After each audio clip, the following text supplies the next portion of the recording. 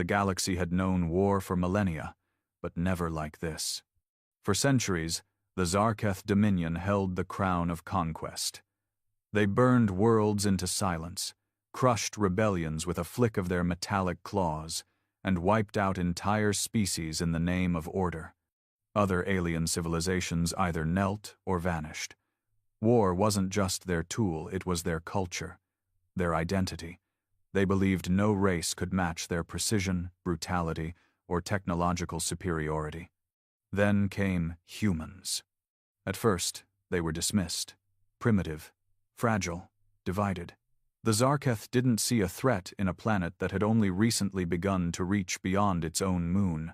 They labeled Earth unfit for integration, which was the Dominion's polite way of saying, ready to be conquered.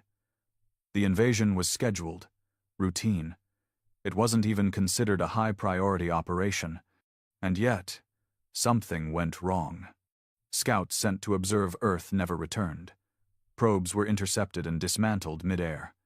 Then came the transmission, grainy, static-filled but unmistakable. "You are not welcome here. This is not your territory. Turn back or be destroyed." The Zarketh laughed. Literally. Their command hive broadcasted the message to thousands of systems as a joke. The idea that a species barely a footnote in their galactic logs would dare speak of destruction was a comedy across every Dominion outpost. They didn't know the voice in the message came from a ship. Not just any ship. A warship. Humanity had never fought in the galactic arena before, but they had been watching, learning, adapting. While the galaxy underestimated them, they studied every bit of Dominion tech they could scavenge from fallen probes. They didn't try to match the aliens. No. They built something different. Something terrifying. They called it Nemesis. It wasn't the largest ship ever made. It didn't shimmer with glowing crystals or exotic alien alloys. From the outside, it looked brutal, jagged steel, thick armor, black plating scorched by test battles and artificial storms. But on the inside, every inch was engineered for one purpose: to end war. And now, for the first time, it moved through slipspace. The first target was minor, a Zarketh refueling station orbiting a red dwarf star. Standard procedure: drop from warp, scan, announce intentions. That's how alien diplomacy worked. But Nemesis didn't announce. It opened fire. Kinetic rounds ripped through shielding like paper. Railguns pounded the station's surface until it bled atmosphere. The few Zarketh fighters that scrambled to respond were met with pulse beams and tactical AI-guided missiles that predicted their moves before they even launched. In under 4 minutes, the station was gone, burned to silence, and the galaxy took notice. At first, they assumed it was a fluke. Maybe a rogue pirate vessel armed with stolen Dominion weapons, perhaps a suicide run with lucky shots. But when Nemesis destroyed a second target, this time a war frigate, the doubt started to spread. Who was piloting that thing? More importantly, what was piloting it? The truth was even more unsettling than they imagined. There were only 8 humans aboard. No army, no fleet, just 8, and they were enough. The leader wasn't a general, not in the traditional sense. She had no medals, no flashy armor, no propaganda broadcasts declaring her a savior. Just a black jacket, scarred knuckles, and a voice that never wavered. Her crew didn't speak much. They were all hand-picked. Survivors of Earth's hidden wars. Veterans of conflicts that the galaxy never saw: cyber sieges, underground rebellions, orbital mutinies. These were not soldiers trained by simulations or battle hymns. These were killers born of necessity. As Nemesis moved deeper into Zarketh space, systems began to panic. For the first time in thousands of years, the Dominion felt vulnerable. They couldn't track the ship, couldn't predict its attacks, couldn't understand how humans had built something capable of such destruction. Whispers started across the stars.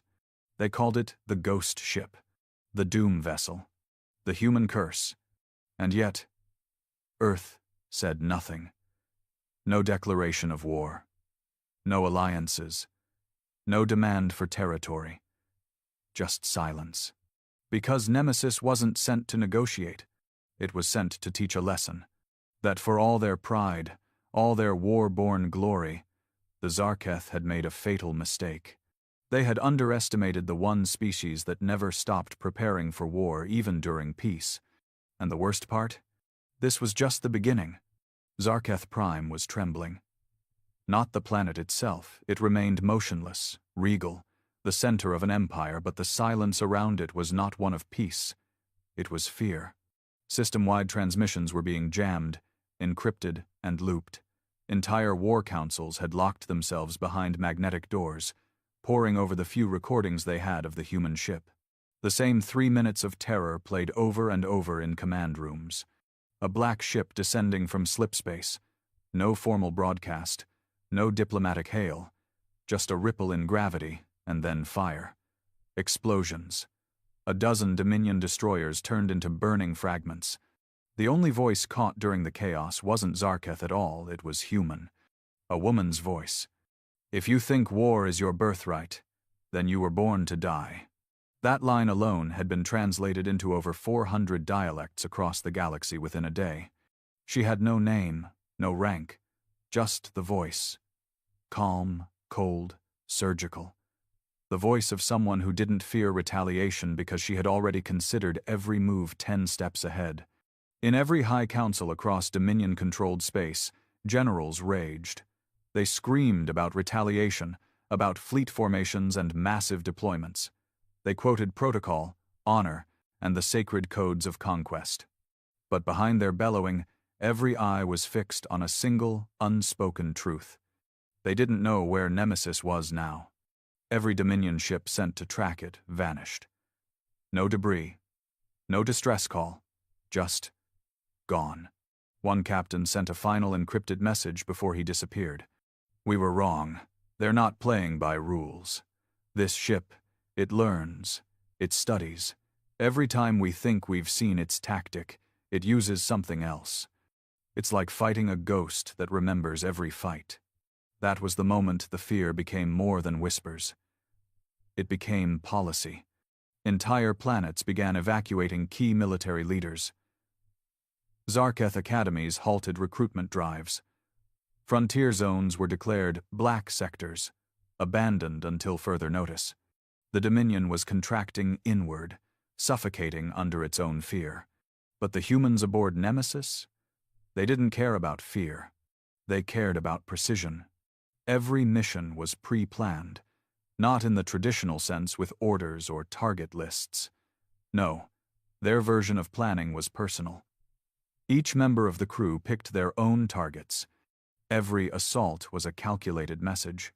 The weapons officer, a quiet man with a stitched scar down his jaw, only targeted fuel depots. He called it strangling the beast. The navigation engineer preferred shipyards. She sabotaged production lines, inserted virus codes into AI controllers, then watched entire facilities turn on themselves. Another crew member, an old sniper with trembling hands but perfect aim, liked orbital defense stations. One by one, he disabled them from 600 kilometers out, marking each with the insignia of a dead human city. Their leader, still unnamed, still only referred to as the Voice, rarely spoke after battles. She would sit in the observation deck of Nemesis, staring into the void, drinking from a dented canteen like she'd done it 1,000 times. They weren't fueled by glory, not vengeance, not conquest. They were there because no one else would stop the Dominion. The Dominion's empire stretched across 3 spiral arms of the galaxy. They called their reach infinite, though everyone knew that was a lie. Now, the lie had been burned. 116 Dominion ships had vanished in less than a month. Half of them were command class, elite, untouchable. No species had ever done this before. No one had dared to. And for the first time in recorded Zarketh history, the High Council voted unanimously for an action never taken before: open fear protocols. It meant more than just retaliation. It meant broadcasting terror. They would find Nemesis, destroy it in public, and broadcast its wreckage across the stars as a warning. It was not diplomacy. It was desperation. So they built Korath, a trap. A full planetary system was hollowed out and rigged as bait.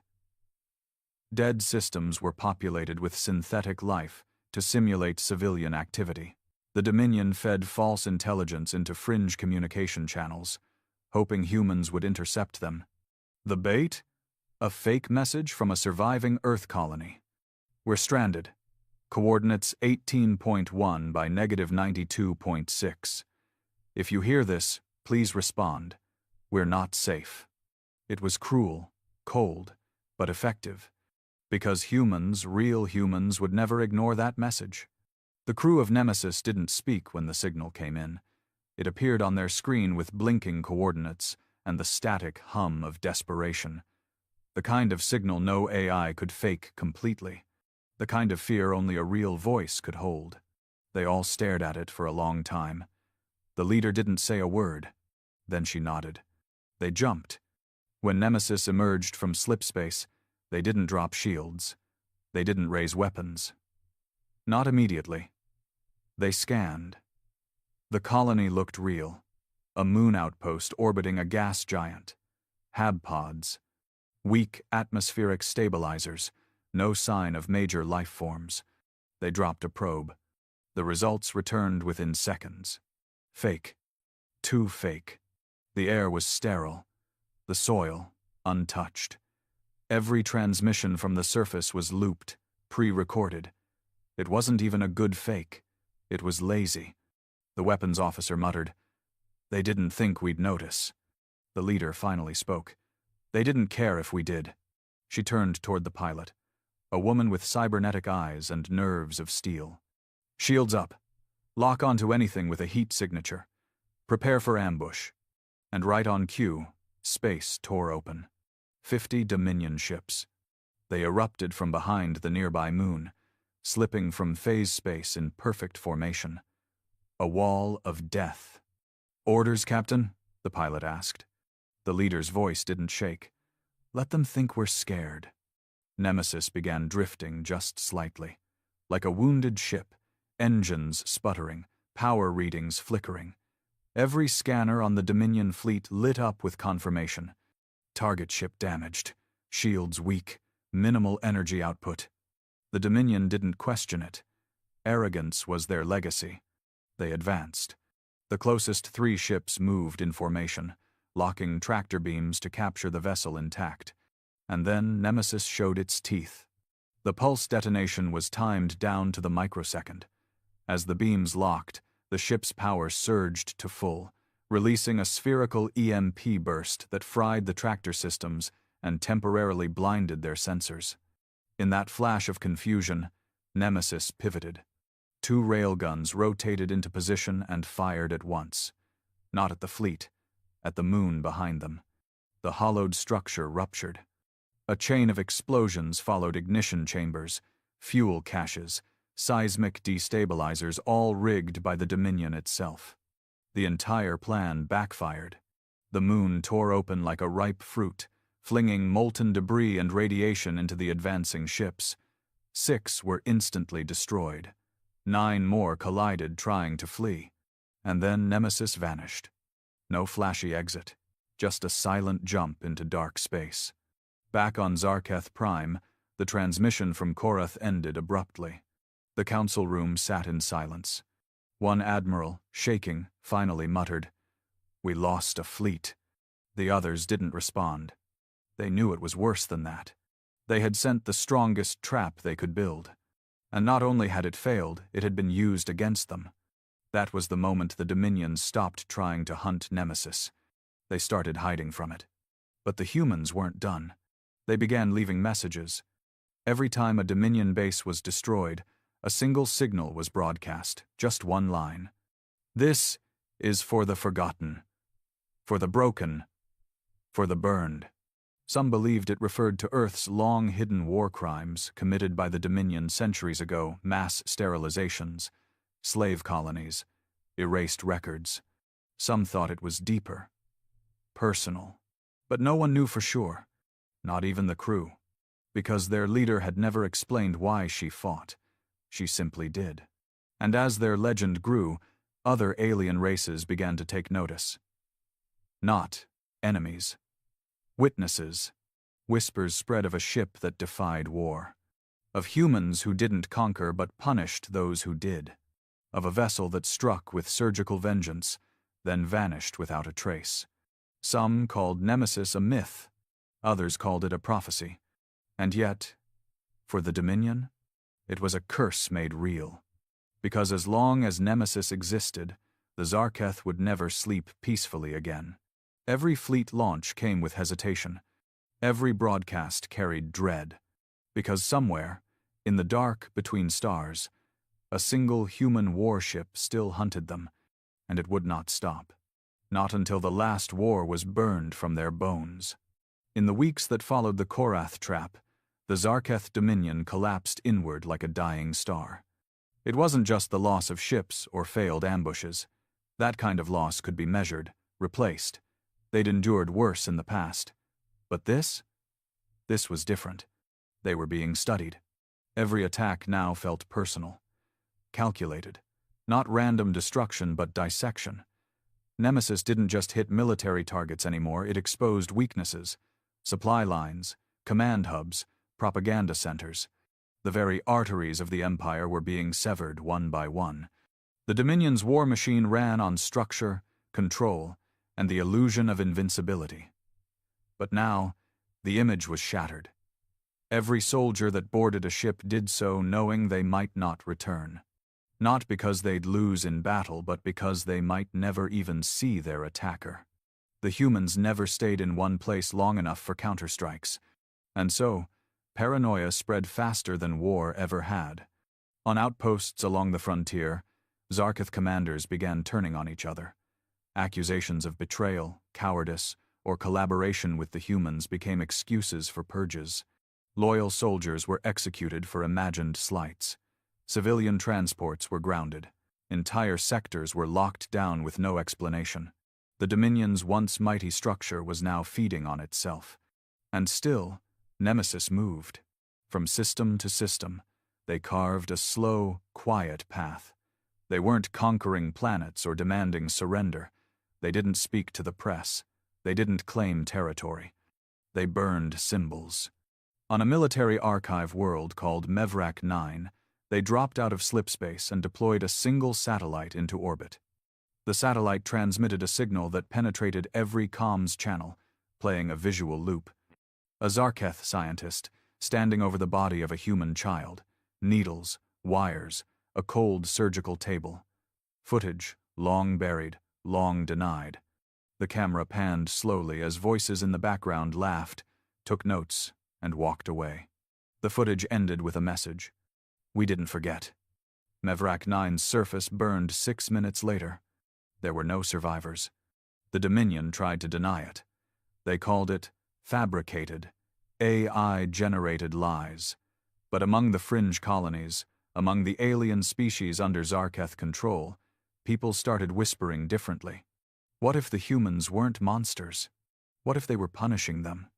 In the outer rim, a small moon known as Vekar had been occupied by the Dominion for centuries. Its people, thin, scaled creatures with soft voices, had long since stopped dreaming of freedom. They were workers, functionaries, barely allowed education, never allowed to leave. But when Nemesis destroyed the orbital command tower above their skies, the invaders fled overnight. No speech was given. No order passed down. Just silence. Then escape pods. Then freedom. For the first time in 300 years, Vekar was alone. The elders gathered in their central chambers and looked up at the stars. There was no transmission, no message, only a single object, left in orbit above their sky. A broken Zarketh helmet, floating slowly in vacuum, with the word justice etched in its plating. That night, the Vakari danced in the streets. They began telling stories, not of human terror but of retribution, of balance, of a shadow ship that punished the wicked and vanished like a myth. And so, the legend spread. Even among alien worlds who had never met a human who had once feared them as unstable, war-hungry creatures, now there was something else in the air. Respect. Maybe even hope. On board Nemesis, nothing felt different. They didn't talk about their growing reputation, didn't monitor news feeds or track rumors. That wasn't why they were out here. They just kept moving. Each crew member had a role, but they were more than just soldiers. They were chosen for a reason. Each scar on their body and mind made them perfect for this ship. In the mess hall, the engineer sat across from the pilot, slurping instant noodles like they were on a long-haul cargo freighter instead of the most feared vessel in the galaxy. "Did you see what they called us now?" the pilot muttered, barely looking up. "Ghost wraiths." The engineer raised an eyebrow. "Last week we were fire demons. And before that, something about nightmares?" The weapons officer grunted from the corner. "They'll call us anything. Doesn't matter, they're scared. That's enough." A quiet silence followed. Then the captain walked in. She rarely spoke in casual spaces. But this time, she held an old datapad in her hand. Scratched, half broken. Probably Earth-made. She placed it gently on the center of the table and said, "Read this." The crew gathered slowly, curious. The screen blinked to life. It was a list. Names. Dozens of them. Children, women, elderly, all civilians, all human, all recorded as casualties of failed uplift procedure 112X. A Dominion experiment. They'd tried to rewrite human biology, splicing, testing, injecting Dominion code into DNA strands. Hundreds died, maybe more. Buried deep in a data vault, long thought destroyed. Until Nemesis found it. The captain's voice didn't rise, it didn't tremble. "These are not just numbers, these are not just martyrs." She pointed to one name. A boy, age 6. "This was my brother." Nobody said a word. Now they understood. She didn't lead for glory. She led because she remembered every face the Dominion tried to erase. Elsewhere, in a hidden vault beneath Zarketh Prime, the High Chancellor stared at a screen showing star maps. A blinking red line moved system by system. They knew Nemesis was heading for the core. Not immediately, but eventually. Every move so far, every strike, was deliberate. It was circling closer. Not in a straight line, but like a predator. The Dominion was bleeding. Not just in bodies. In belief. Whole sectors had stopped responding to central commands. Fleet captains were refusing deployment. Propaganda centers were being abandoned. But it wasn't just the fear of death. It was the fear of being watched. The humans hadn't created an army. They'd created a symbol. A single warship had undone thousands of years of order. And they still didn't know how. What they didn't know was that Nemesis wasn't powered by raw firepower. It was powered by the one thing every alien species had underestimated in humans: adaptation. Zarketh technology followed strict doctrine, rules, patterns, generations of the same strategy built on tradition. But humans? They weren't bound by legacy. The AI core inside Nemesis wasn't just reactive. It was curious. Every battle it survived, it learned. Every system it entered, it rewrote maps, patterns, weaknesses. The ship's software wasn't locked. It evolved. It adjusted tactics based on enemy decisions before they were made. Each human on board had allowed it full access to their brains, neural interface, thought feedback, decision overlays. It didn't control them. It worked with them. Symbiosis. In less than 6 months, Nemesis had become more than a ship. It was alive. And it hated the Dominion. One night, if you could call artificial starlight night, 2 crew members sat outside the command bay, backs against the cold steel. They didn't talk about war. They talked about Earth. "I miss the smell of rain," one said, eyes closed. "You ever think about that?" "Every day," the other replied. "Think we'll go back someday?" A pause. "I don't think we were ever meant to." They fell quiet again. Because deep down, every one of them knew Nemesis wasn't going home. This ship, this mission, it wasn't just about payback. It was about correction. And sometimes, those who fix the broken things never get to see what they save. Zarketh Prime's skies were no longer bright. The orbital rings had gone dark. The defense grid was failing sector by sector. Fuel supplies were rationed. Morale had vanished. They were alone. For the first time in the Dominion's history, they were not feared, they were hunted. And the worst part? No message. No warning. Just the ever-growing silence as more of their empire disappeared. A whisper grew among the civilians, not of rebellion, but of surrender, to a myth. And deep in space, Nemesis continued forward, its engines quiet, its crew silent. Not because they were tired, but because they weren't finished. Not yet. The Zarketh had long prided themselves on the illusion of unity. From the lowest data scribe to the highest war admiral, obedience wasn't just expected, it was bred. Their indoctrination started at birth.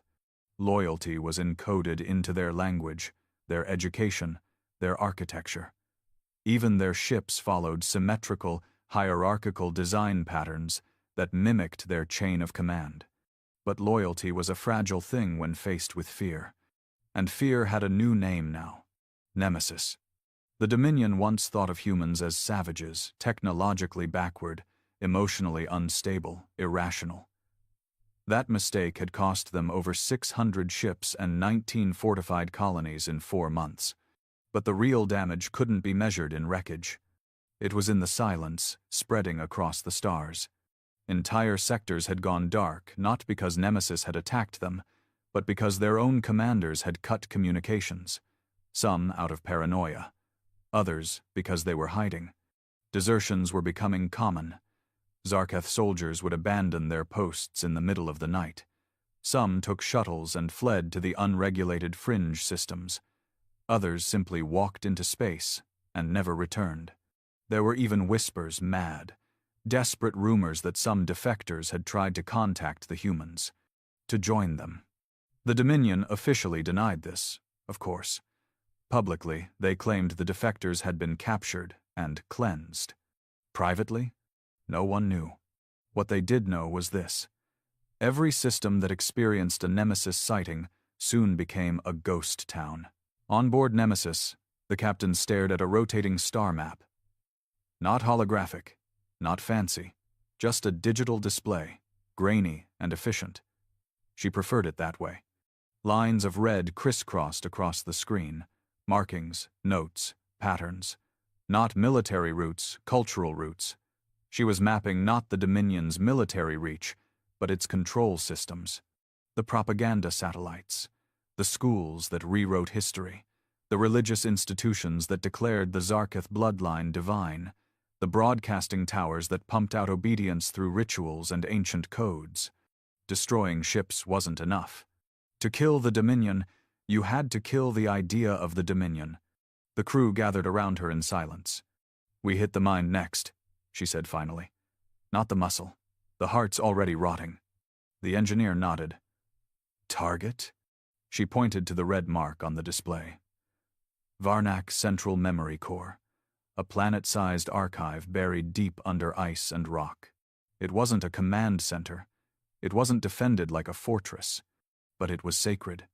Inside that facility was the historical memory of the entire Zarketh species, thousands of years of art, propaganda, cultural indoctrination, scientific data, and rewritten truth. It was their holy vault. The crew didn't question the decision. They prepared for war. Meanwhile, back in the Dominion's central systems, the Council was imploding. The once glorious High Command no longer met in person. Their towers were empty, their halls silent. Each counselor now lived in fortified bunkers, speaking only through encrypted transmissions, most of which were filled with blame. They accused each other of failure, treason, cowardice, and they were right. One by one, power-hungry leaders tried to seize emergency control.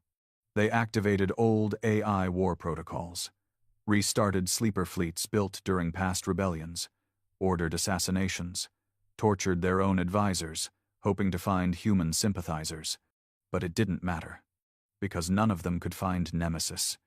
And Nemesis had already found them. Varnak was a cold, dead world. Not by nature, it had been drained. Centuries ago, the Zarketh had chosen it as the seat of remembrance. They ripped its core out, built layers upon layers of armored data vaults, and turned it into a monolithic monument to their greatness. They believed it would never be touched. It wasn't a weapon, it wasn't a target. They were wrong. Nemesis came out of slipspace without ceremony. No announcement, no false alarms, no warning. The defense grid barely activated before it was silenced. A single precision strike, a payload of graviton-charged EMP rounds, shut down orbital security in 17 seconds. Then came the descent. The landing was fast, surgical. A small detachment, just 4 humans deployed onto the surface. They weren't there to fight. They were there to erase. Inside the core, hundreds of Zarketh data monks robed, silent, expressionless, sat frozen as the humans walked in. The humans didn't fire. They walked past them, quiet, calm. The lead operative placed a small black box at the base of the central archive spire. It emitted a low hum, then a single click. The monk nearest to him whispered, "You cannot destroy truth." The operative looked at him. No hatred, no rage, just pity. Your truth was built on bones. The box activated. Every record, every memory, every sculpture, every edited historical log, every fake painting, every rewritten legend gone. Not just deleted, rewritten. The core's data was replaced with real records, uncensored footage, hidden files, intercepted messages, and the full history of the Dominion's atrocities. All of it. Flooded into their sacred system like venom in the veins.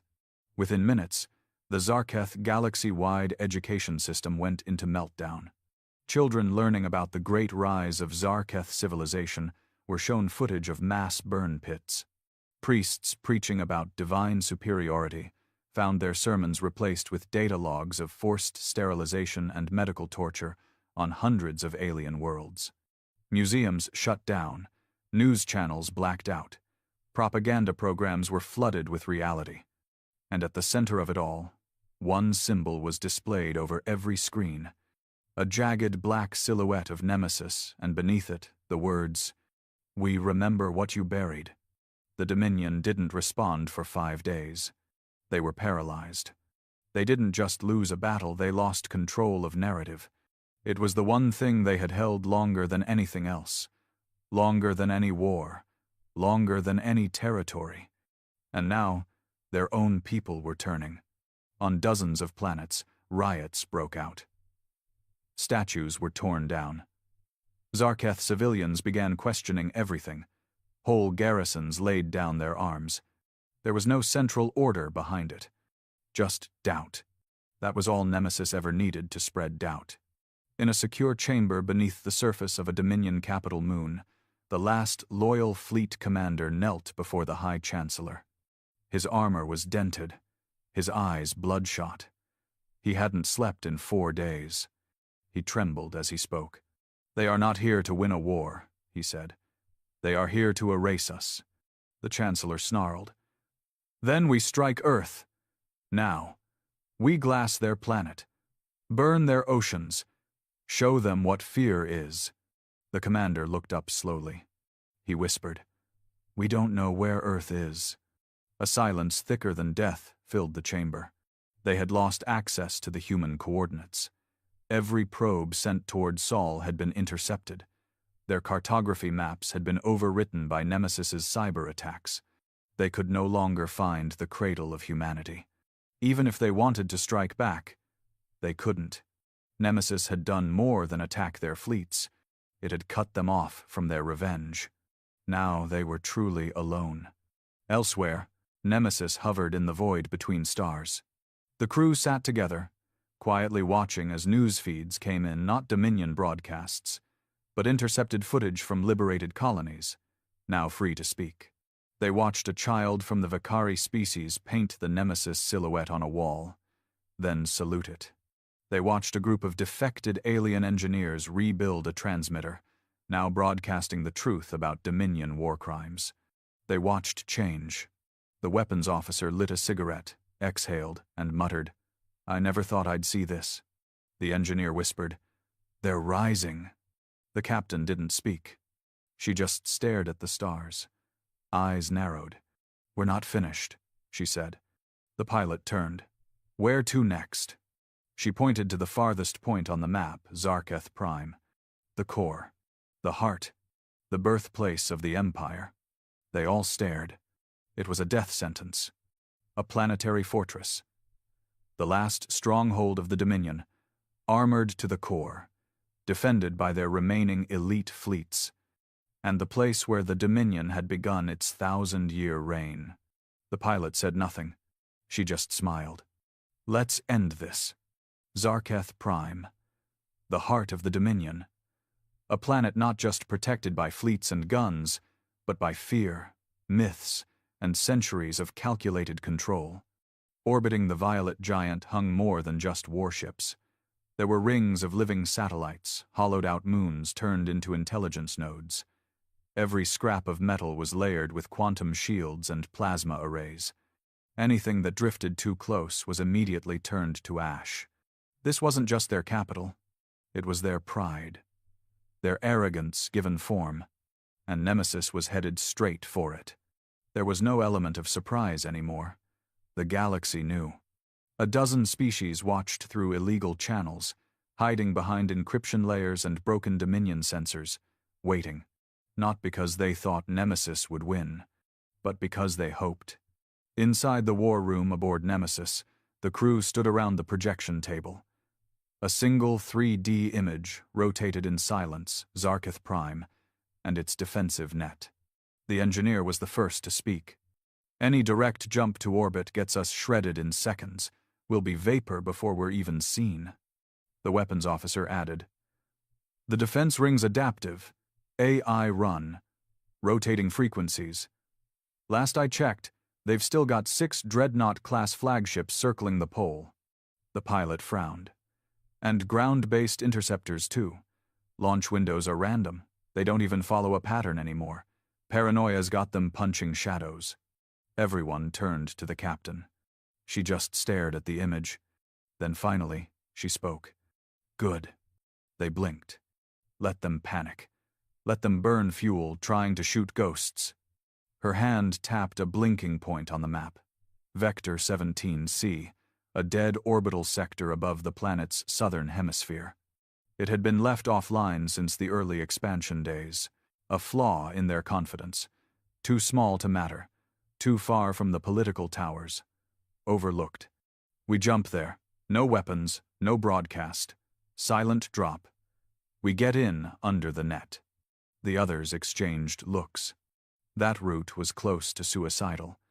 But they'd followed her this far, and she hadn't been wrong yet. The captain looked at the pilot. "Prep the jump." The pilot nodded and headed for the bridge. The captain turned to the rest. "We don't need to win. We just need to cut deep enough that they can't stop bleeding." As Nemesis prepared for transit, Zarketh Prime was descending into its own kind of chaos. The Dominion's upper command had fractured. The Council was no more. Assassinations had reduced it to one voice. High Chancellor Kesrock, an aging warlord who had clawed his way to power not through merit, but fear. He sat alone in his throne chamber, watching the flickering feeds. Civilian riots in the outer cities. Ships defecting. Officers questioning orders. Priests begging for answers. His empire was crumbling. But one thing still held the ring. The last unbroken defense perimeter around Zarketh Prime, a constellation of death. No ship had breached it in 300 years. Kesrock stared at the feed as a war officer stepped forward. "High One," the officer said cautiously. "We have detected an anomaly. A single ship, human signature, unknown entry vector. They've jumped in, silent." Kesrock smiled. "Let them come." The jump was rough. Silent mode meant reduced stabilizers, no shields, no reactive dampeners. Nemesis rattled as it burst from slipspace directly above Sector 17C. The crew gritted their teeth, gripping onto rails, sweat streaking their faces. The pilot called out, "We're in. No immediate lock. We're under the ring." The weapons officer muttered, "They don't see us yet." "Then we do this now," the captain said.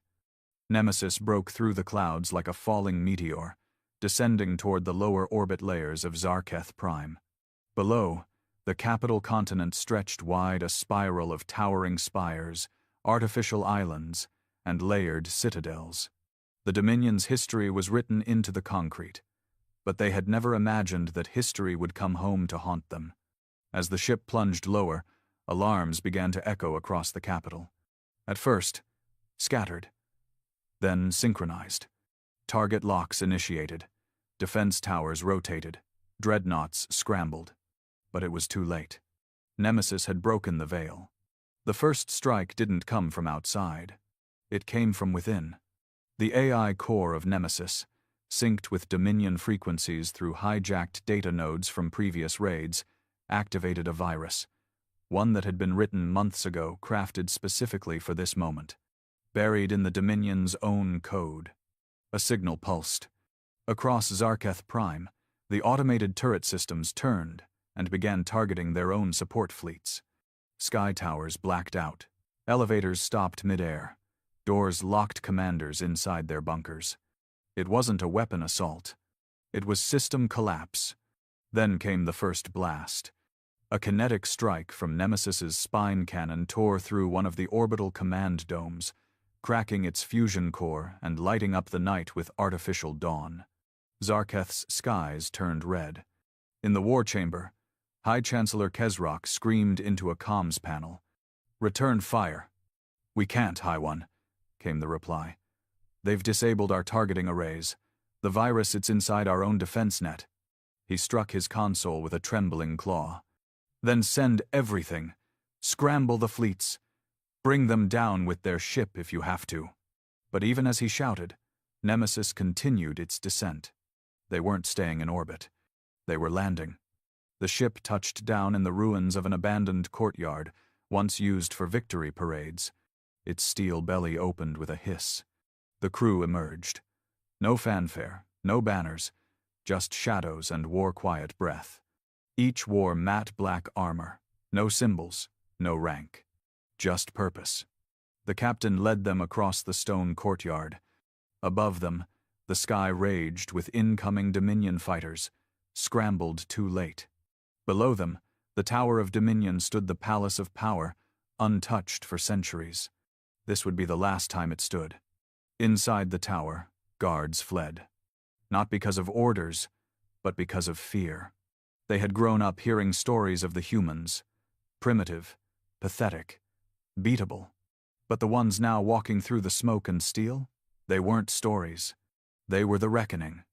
The crew moved through the tower floor by floor, planting charges, hacking systems, destroying data cores.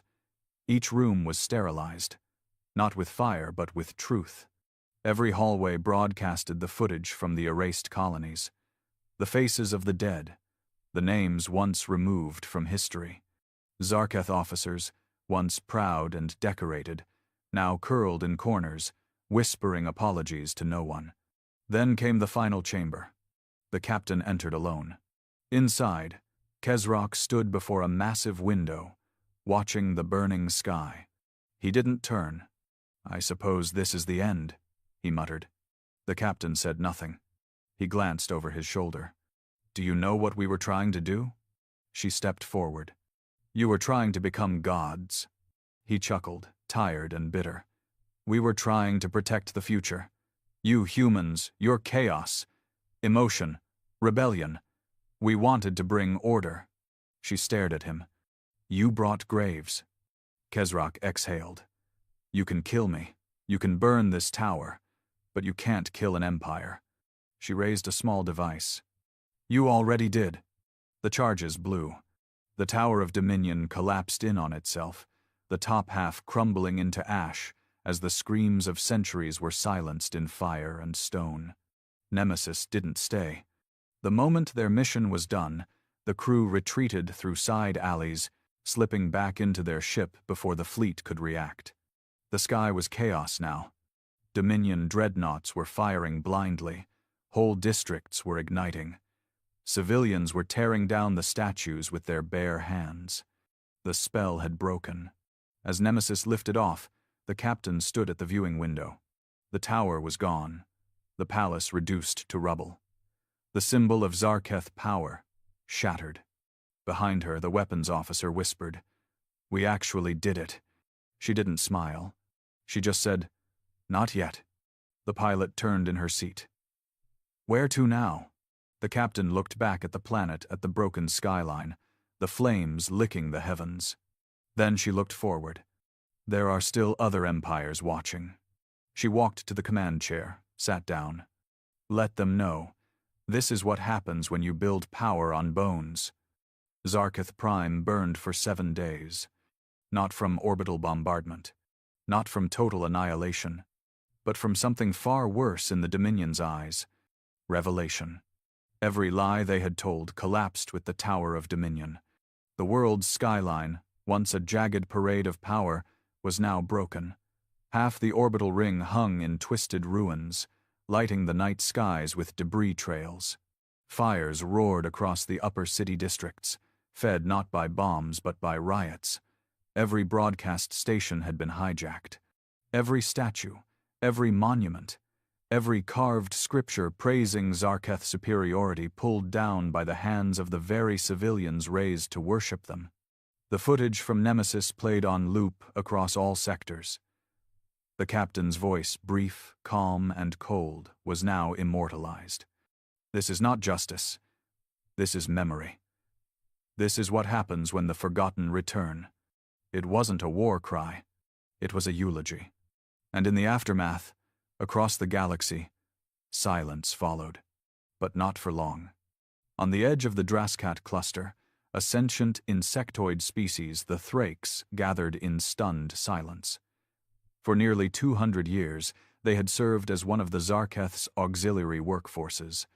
Not slaves in name, but slaves in reality. They had been promised citizenship, genetic enhancements, peace through obedience. Now they watched as Zarketh Prime crumbled. The eldest among them, his carapace dulled with age, stood before his people and said something no Thrake had spoken in 3 generations. "We are not bound anymore." And with that, they cut the beacon ties linking their planet to Dominion Command. They did not wait for permission. In the Delvani spiral, another species, the Vesh, activated long dormant satellites. These were relics from a forgotten rebellion, useless for decades.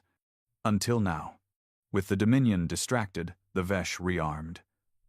Underground cells surfaced. Former rebels emerged from exiles and ruins. They didn't need a signal from Nemesis. They had seen what humans could do. Not with fleets, not with diplomacy, but with purpose and rage. Not all reactions were hopeful. In the darker sectors, power vacuums opened. Warlords moved in like vultures. Dominion governors, once loyal, now declared themselves rulers of independent provinces. They scrambled to take what scraps of power they could, remnants of fleets, factories, information caches. One of them, a Zarketh admiral named Serac, stood before his hollowed war room, staring at a tattered star map. "Let the humans think they've won," he spat. "They opened the gates, but I'll fill the void." He didn't understand. It wasn't about who ruled next. It was about what had changed. In the shadows between systems, the name Nemesis became legend. Not as a ship, as a message. Smugglers used the name as a code. "Is Nemesis watching?" meant, "Are they listening? Are we being tracked?" Pirates began painting black silhouettes on their hulls. Not to mimic the humans, but to scare Dominion remnants into surrender. Even species who had never met a human began to respect them, not out of love, not even trust, but out of awe. Because Nemesis hadn't just defeated the Dominion, it had exposed it. and no one had ever done that before. Inside the ship, things were quieter. The adrenaline of the mission had faded. The smell of scorched armor and recycled air returned. The hum of the AI core drifted through the halls like an old friend whispering lullabies. In the mess bay, the pilot sat with the engineer, slouched over a datapad playing old Earth music, soft, scratchy, broken by static. Something ancient, piano and rain. The engineer sipped rehydrated coffee. Never thought I'd see it. Zarketh Prime? No. That tower falling. The way it felt. Like gravity broke. The pilot didn't answer at first. Then, you think they'll come after us now? They always were. Yeah, but now they're desperate. We just killed their god. The engineer chuckled bitterly. Good. Let 'em try. In the background, the music kept playing. In the armory, the weapons officer sat alone, cleaning a sidearm he hadn't fired in months. He didn't need to. Most of his work was done through Nemesis's cannons, long-range strikes, predictive protocols. Still, the weapon was personal. The crew didn't ask what it meant. They respected the silence it carried. The captain stood in her quarters, looking at a small, cracked photograph, one of the few personal items allowed on board. It showed a family. Earth background, trees. A younger version of herself holding the hand of a boy, maybe 10 years old. Both were smiling. Neither was alive anymore. She didn't cry. She never did. Instead, she reached toward the wall panel and touched the AI interface. A soft chime responded. Captain, the AI said. Status? Repairs complete. Energy stable. Enemy activity within expected range. Dominion signals reduced by 86%. Collapse of Central Command confirmed. She nodded. New targets? A pause. Then, yes. 4 regional commanders attempting to rebuild. 2 rogue fleets consolidating. 1 science station developing next-gen warforms. Are they threats? They're symptoms. Another pause.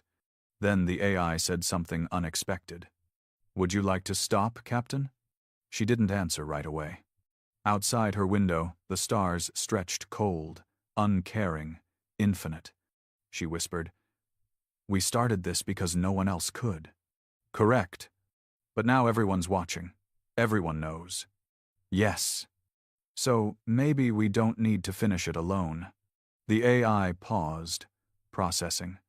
Then, noted. A day later, a message was sent. Not encrypted, not hidden. Broadcast wide across the fringe networks, where Dominion survivors still scurried in the dark, and oppressed species had begun to raise their heads. It wasn't a threat. It was an invitation. A simple transmission. We are not your rulers. We are not your army. We are the consequence you thought would never come. Rise. Or stay in chains. We won't fight your war for you, but we'll stand with those who stand for themselves. Nemesis. In the following weeks, resistance bloomed like fireflowers across forgotten worlds.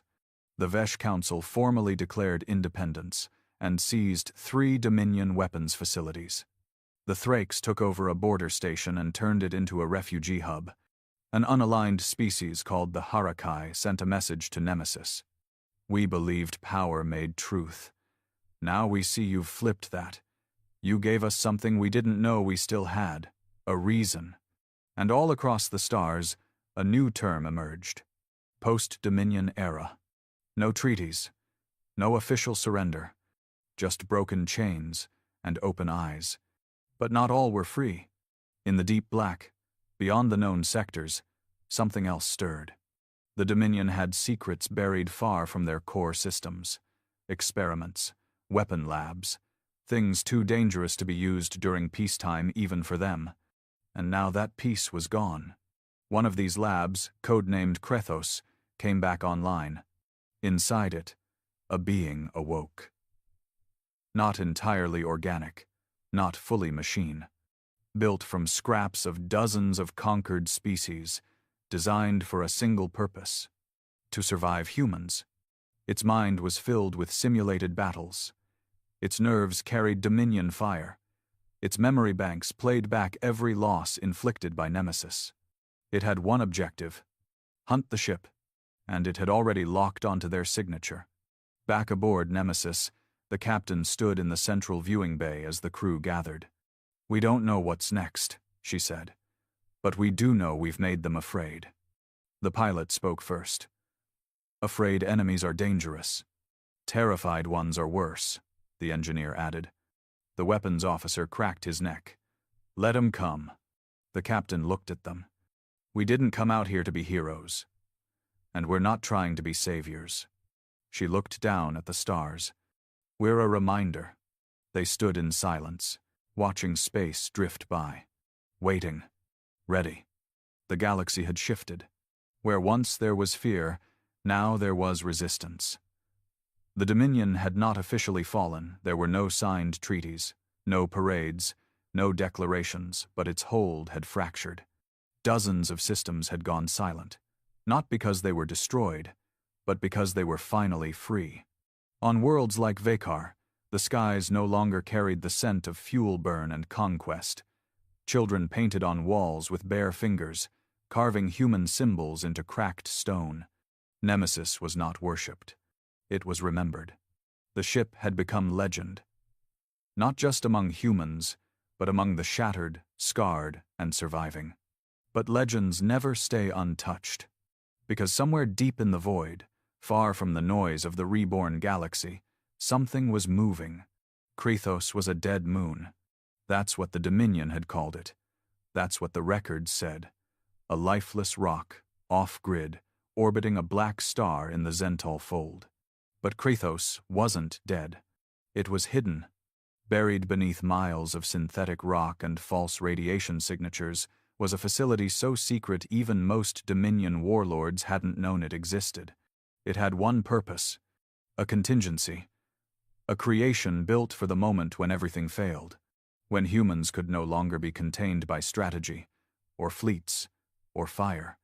They called the program Oblivion Protocol. It wasn't a fleet. It wasn't a weapon. It was one being. He opened his eyes. Not slowly, not with confusion. His systems lit up in exact order. No wasted power. No delay. He had been created in a vat of engineered tissue, alloyed bone, and plasma-reactive nerve fibers. His skin could withstand orbital pressure. His lungs could filter vacuum dust. His brain carried both organic emotion responses and hardwired combat instincts. He looked human, deliberately, because he was built to understand them and destroy them. His designation was simple: Project Revenant. His last command, encoded into his thoughts: track, analyze, eliminate the vessel Nemesis. He stepped from the birthing chamber. No hesitation, no questions. The Dominion scientists who'd created him were long dead, either in revolts or Nemesis's assaults. But he didn't need orders. He had already calculated 1,000 possible outcomes. He had already begun to hunt. Back aboard Nemesis, the crew was quiet. Since the fall of Zarketh Prime, they had moved slowly through the rim sectors, not to rest, but to observe, to watch the aftermath unfold. On some worlds, they made contact with rebel leaders. On others, they simply appeared above orbit for a few minutes, then vanished just enough to remind those in power that consequences still flew in the dark. But something had changed. The captain felt it first, in her bones. The AI confirmed it next. Energy distortion detected. Directional sweep, not a fleet. A single signal. Dominion? She asked. No, the AI replied. Not logged in any known protocol. It's not broadcasting, it's listening. The engineer furrowed her brow. Listening for what? The AI paused. For us. The captain turned toward the others. Something's hunting. Revenant did not sleep. He did not need time to adjust. He moved from Krethos in a stolen stealth frigate, one of the last Dominion Black Ops vessels still functional. No escort, no backup, no broadcast. He had calculated Nemesis's probable next location based on their known attack vectors, recovery windows, and emotional patterning. He didn't think like a war commander. He thought like them. That was his advantage. Revenant wasn't designed to overpower Nemesis. He was designed to be Nemesis only better. No fear, no hesitation, no past. Only the mission. The crew aboard Nemesis didn't relax. They didn't talk about peace, or retirement, or home. They had long accepted that this ship was their world now. Still, the tension was rising again. Small things. The pilot double-checking nav calculations 3 times instead of once. The weapons officer spending hours alone in the firing chamber, running silent simulations with targets that looked more like people than ships. The engineer talking in her sleep whispers about shadows, unfinished wars, strange signals echoing back across dead systems. And the captain? She stood by the observation deck more often now, arms crossed, jaw tight. Because something about the silence wasn't right. The Dominion should have been fighting harder, at least a final scream before death. But all they got was nothing, which meant someone was waiting. Then the first ghost came. A distress call. Not from a planet, but a ship. A refugee barge from the Harakai, en route to a free port station. The call was faint, broken, frantic. "Please, this is cargo vessel X-13. We've been boarded. Not pirates. Something else. No demands." They didn't speak. He just walked through us like we weren't even static. Cut off. Nemesis tracked the signal. It wasn't far. Less than 3 sectors away. They jumped. What they found wasn't a battle scene. It was surgery. The refugee ship hadn't been destroyed. It had been opened deliberately, hull plating removed with surgical precision, crew logs erased, power core drained, not detonated. Even the bodies stacked in perfect lines, no sign of chaos or fear. Whoever did this hadn't come to kill. They had come to study. The captain stood on the bridge, staring at the horror on the main screen. "This wasn't war," the pilot muttered. "This was observation." The AI confirmed what they all feared. Genetic material extracted, neural scans attempted, patterns suggest mimicry. The weapons officer whispered, "They're building another one of us." The captain didn't move. Her voice was flat. "No, they're building something worse." Revenant had left a message. Not words. Not threats. But in the center of the gutted refugee ship, scrawled onto the command console in a substance that didn't come from any known tool. "You taught me how to kill you."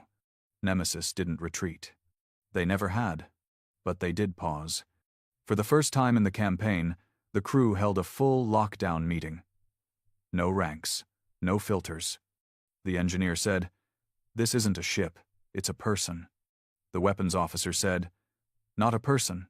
A copy." The pilot added, "But a copy made after we started winning, which means it's learned everything we've done." The captain sat at the head of the table. She didn't blink, didn't frown. "This thing, whatever it is, was created in a lab. But it walks like us, thinks like us. And it's not guessing anymore. It's studying." The AI confirmed. "Based on trajectory, speed, and pattern, I estimate we have 3 to 4 days before engagement." "Location?" the captain asked. "Unknown. It will not strike where we expect. It is seeking an emotional response, a challenge." The room fell quiet. And then the captain said something no one expected. "Let's give it one." They made the call. Public. Wideband. They broke silence across every fringe system and open network. The captain appeared on the screen, face hard, eyes locked straight ahead. "To the one who hunts us. We're not prey. We don't run. You want us? Come find us. Coordinates uploaded. We'll be waiting." They ended the transmission. Some called it madness. Others called it courage. But the crew knew the truth. This wasn't about fear anymore. It was about finishing what they started. 3 days later, a signal appeared. Not from deep space. Not from a hidden lab, but from within Nemesis's own systems. A flicker, a phantom, a shadow of code dancing across the AI's subsystems just enough to say, "Acknowledged." The stars above Sector 0 Gamma shimmered with an unnatural stillness. It was a dead zone, no trade, no colonies, no patrol routes, a patch of space forgotten by both the Dominion and the free worlds. Empty, black, soundless. It was perfect. Nemesis floated in silence. No weapons primed, no evasive maneuvers, just idle drift, lights dimmed to their lowest pulse. It looked like a ghost, but it was very much alive. Inside, the crew prepared. The engineer triple-checked power cores, then locked herself in the lower maintenance decks, whispering old Earth poems to herself as she calibrated reactor dampeners by hand. The weapons officer loaded a revolver. Not a railgun, not a plasma cannon. A simple, human-made revolver scratched, old, heavy. "This is personal," he muttered. The pilot calibrated the ship's reaction speed to sub-millisecond response. She overrode the safety limiters on evasive protocols. Her hands trembled slightly as she whispered to the AI, "He's faster than us, so we'll have to be smarter." And the captain stood alone on the observation deck, watching the vast dark. Waiting. He came without a sound. No warning, no burst from slip space. One moment, there was silence. Then a silhouette, sleek, narrow, matte black, and human-shaped, drifted across the void like a knife through silk. Revenant. He didn't speak. He didn't need to.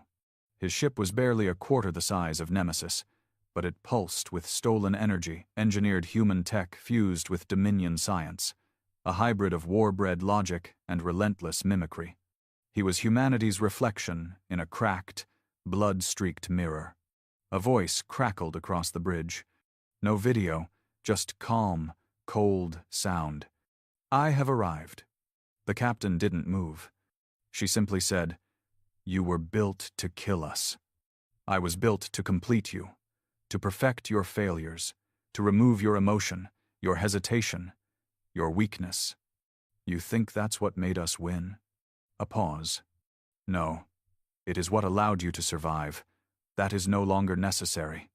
The weapons officer grunted. "Can we shut him up yet?" "Not yet," the captain said. Her eyes didn't blink. "You ended the Dominion, but in doing so, you became them." The pilot raised an eyebrow. "That's rich coming from a lab rat." Revenant didn't respond to the insult. He didn't need approval. Or anger. He simply needed the signal to attack. The captain gave it first. "Now," Nemesis flared to life. Engines kicked to max output in a single breath, flinging the ship sideways as a burst of white-hot plasma tore through the space it had just occupied. The shields flared, pushed to their bleeding edge as Revenant's ship gave chase. No words, no announcements. This was war, pure and final. The AI howled across the bridge. "He's predicting our movements." "Good," the captain said. "Let's give him something he can't predict." The battle was unlike anything seen before in galactic history. Not because of scale, but because of speed, precision, intention. Where massive fleets once clashed in brute force firepower, this was a duel of minds. Nemesis fired a decoy round only to detonate it mid-flight, using the explosion to mask a second, curved railgun shot that bent around debris. Revenant countered by twisting space around his hull, creating a false trajectory that made every scanner read him 20 meters to the left. Each moment, the two ships danced death through space, weapons flaring and fading, signals crossed, shadows chasing shadows. Then Revenant did something new. He stopped firing and launched himself. The impact was like thunder in a vacuum.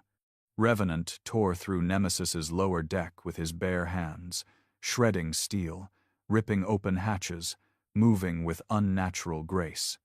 The engineer barely had time to raise her wrench before she was flung across the room, ribs cracking against the bulkhead. Revenant didn't kill her. He didn't even look at her. He moved on, methodically, toward the core. The pilot rerouted internal pressure to close bulkhead doors. Didn't stop him. The weapons officer met him halfway. They didn't talk. They just fought. Revenant moved like thought, each motion flawless, efficient, utterly devoid of hesitation. But the weapons officer wasn't trying to win. He was trying to stall. With every swing, every dodge, every shot from the old revolver, he bought seconds. Seconds that the captain needed. Seconds to finish what she started. In the heart of Nemesis, the AI core pulsed. The captain stood before it, calm, focused, speaking aloud not to the crew, but to the ship itself. You've seen what we've done, what we became. You've evolved. So did he. But you still know what we are. The AI's voice was slower now. Not frightened. Contemplative. I am not like him. No, she said. You're ours. Then give the order. She looked toward the ceiling, toward the stars, toward every system still holding its breath. Then she whispered, Do it. When Revenant reached the bridge, he didn't find fear. He found the captain, alone, waiting. He stepped forward. You should have fled. She tilted her head. Why would we run from ourselves? I am the evolution of your intent. No, she said. You're the consequence of it. He lunged. She didn't move, because the floor beneath him opened, and the AI core, synced to every internal system, flooded the room with high-energy ionic disruption waves designed specifically from human brain patterns. He staggered. Not dead, but confused. For the first time since birth, Revenant hesitated, and in that breath, the captain stepped forward and pressed a simple, physical switch on the console. Manual override. Let me show you what made us win, she said. And the bridge flooded with sound. Recordings. Not commands. Not war cries. Voices, laughter, anger, grief. Children on Earth, screaming at the stars. Mothers burying sons. Soldiers whispering over radios. Teachers, protesters, poets. All of it. Every reason they had fought. Every reason Nemesis existed. And Revenant, created from stolen DNA, trained in silence, built for precision, heard it. And didn't understand. His systems began to fracture. Emotion wasn't a weapon to him. It was noise. And in that noise, he missed the final move. The captain pulled a blade. Not a gun. Not plasma. Just a blade. And she drove it into his chest. Straight through the heart that wasn't really there. He staggered. Looked down. Not at the wound.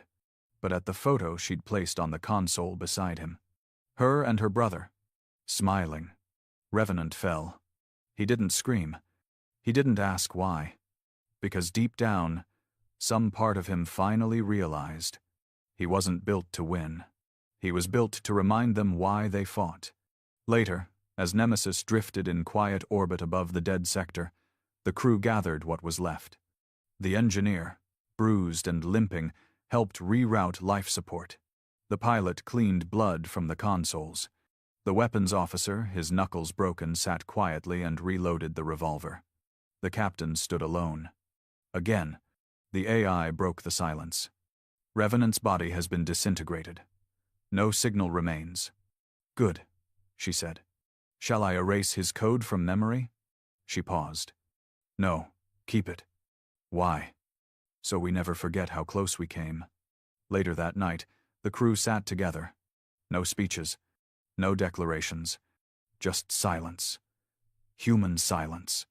Not because there was nothing left to say, but because they all knew the Dominion was dead. But the galaxy wasn't fixed.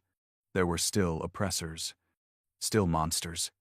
Still tyrants hiding behind protocol and peace. But now they knew. Someone was watching. Nemesis wasn't just a ship anymore.